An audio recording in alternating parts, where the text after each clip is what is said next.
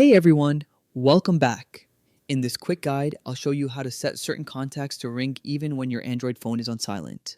Super useful if you don't want to miss calls from family or important people.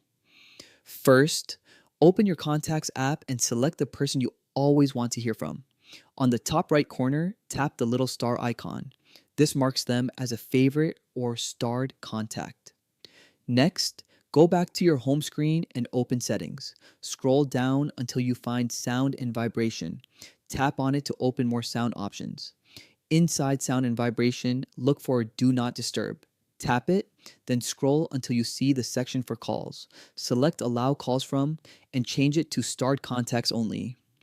That way, only the people you marked earlier will ring through.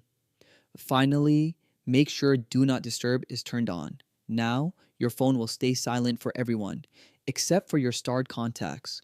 When they call, the phone will still ring. So the steps are simple. Star the contacts you care about, go to Sound and Vibration, set Do Not Disturb to allow calls only from starred contacts, and switch it on. Done. And that's it. Now, your Android stays silent, but you'll never miss an important call. If this helped, hit like and subscribe for more quick tutorials.